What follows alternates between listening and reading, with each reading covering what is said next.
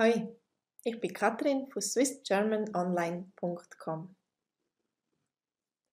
Manchmal, das heisst ab und zu.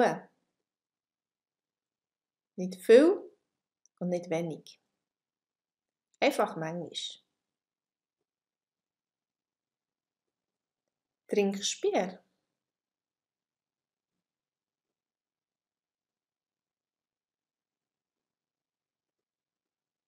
Ja, manchmal. Trinkst du Wodka?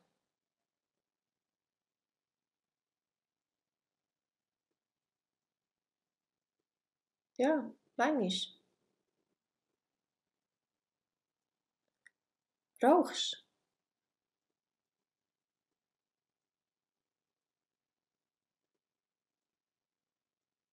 du? Nein. Redest du häufig Schweizerdeutsch?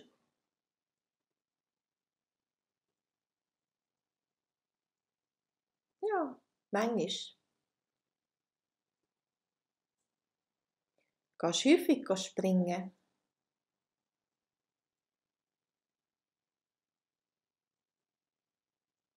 Nein. Manchmal gehe ich auf einen Vita-Parcours.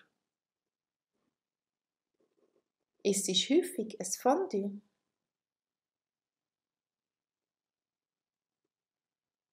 Ja, manchmal.